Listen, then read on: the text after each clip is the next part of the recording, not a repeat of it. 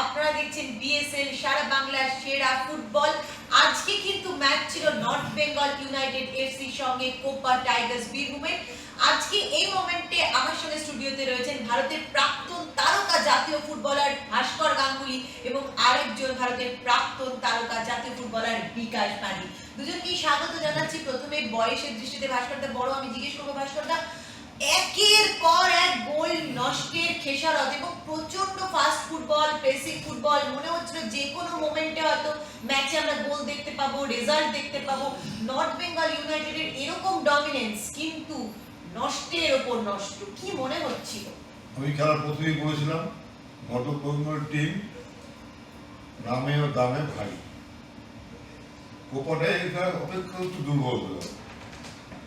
বলছে গোলের সুযোগ যদি মিস করে তাই ভুগতে হবে, সেটাই হলো। সারাক্ষণ ডমিনেট করে গোল করতে পারবে এবং যে গোলগুলো মিস করেছে ফরওয়ার্ডের খেলোয়াড়রা, ডেভিড, স্ট্রোক, সঞ্জু সাঁতরার, টুডু মিস করেছে, চোখে না থাকলে বিশ্বাস করা যায়। তবে তার মধ্যে বলবো ফুটবলার কিন্তু আপ অ্যান্ড ডাউন অনেকটা হয়েছে। বীরভূমের টিমটা চেষ্টা করেছে তাদের সাধ্য মতো ভালো ফুটবল খেলার, এবং একটা সময় এসেছিল ওরা একটাই চান্স পেয়ে গেছিল একদম শেষ মুহূর্তে কোমরানের হাত চলে যায়। আমি তো সরকারের কথা বলছিলাম যে কাউন্টারের গোল না প্রায় হয়ে যেতে বসেছে, এবং নর্থ বেঙ্গল এফসিকে আরো চিন্তা ভাবনা করতে হবে স্কোরিং এবিলিটি বাড়ানোর জন্য।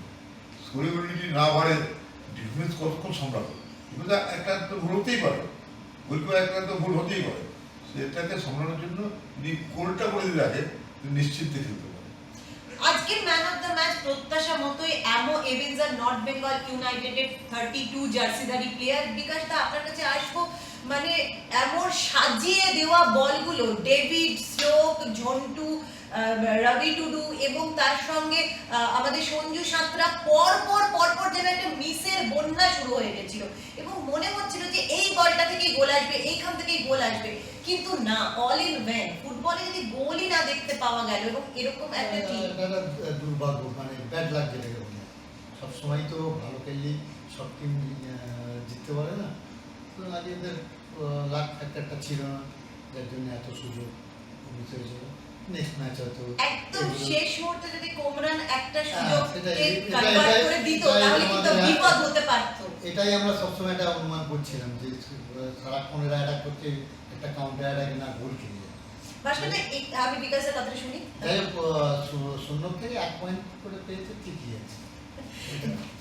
ভাস্করদা, আপনার কাছে আসবো। বিএসএল কিন্তু একটা দারুণ জিনিস ফুটবলে ইনক্লুড করেছে, সেটা দর্শকদেরকে আরো এন্টারটেইনমেন্ট দেওয়ার জন্য, এনগেজ রাখার জন্য। সেটা হচ্ছে প্রত্যেকটা ম্যাচে নির্ধারিত সময়ে যাই ম্যাচের রেজাল্ট হোক না কেন, বিএসএল কিন্তু তার দর্শকদেরকে একটা করে পেনাল্টি শুট আউট উপহার দিচ্ছে। আজকে এই নর্থ বেঙ্গল ইউনাইটেড এফসি ম্যাচটা দেখতে দেখতে কি মনে হচ্ছিল না, আপনি যেটা বলছিলেন যে নর্থ বেঙ্গল ইউনাইটেডের প্লেয়ারদের না মানে স্কোরিং এবিলিটি বাড়াতে হবে, এটা একটা ভালো প্র্যাকটিস হয়ে যাচ্ছে ম্যাচের শেষে? অবশ্যই ভালো প্র্যাকটিস হচ্ছে, কিন্তু এই যে সিদ্ধান্তটা নেওয়া হয়েছে সেটাকে কার্যকর করতে গেলে আরো মানে পারফেকশন দরকার, প্র্যাকটিস দরকার। পেনাল্টিটা পুরোপুরি নির্ভর করে যে শুটার তার ভালো মারতে পারে, গোলগুলি কোনো ক্ষমতা নেই সেভ করা। এটা পেনাল্টি আলাদা পার্ট, আর ফুটবল মাঠে ফুল টাইম খেলাটা অন্য একটা পার্ট। এখানে সব বিভিন্ন লোক ধাওয়া করে, ওর মধ্যে ঠান্ডা মাথায় গোলে বল রাখতে হবে, যেটা একটু আগে বলছিলাম আমি, রিবাউন্ড বলটা। আজকে যে ম্যান অফ দ্য ম্যাচ হলো তার পড়া প্রেসিং শটটা রিবাউন্ড হলো, ফাঁকা গোল, গোলটা পড়ে রয়েছে, ওইখানে ঠিক করে ঠান্ডা মাথায় বলটা রাখে, বড় কেরি ঢোকাবে, ঠান্ডা মাথায় রাখতে হবে। আগের ম্যাচে দেখলাম ব্রিলিয়ান্ট গোল বা পায় এইসব এসে সঞ্জু ব্রিলিয়ান্ট গোল। আজকে আশা করেছিলাম যে নর্থ বেঙ্গল ফুটবল ক্লাব সহজেই জিতবে, কিন্তু যেটা হলো না, এটা আমার কাছে অতটা খারাপ লেগেছে যে চ্যাম্পিয়নশিপ দৌড়ে একটু হলেও পিছিয়ে পড়লো। যে চারটে দল টপে যাবে এর মধ্যে নর্থ বেঙ্গল এফসি অন্যতম দাবিদার।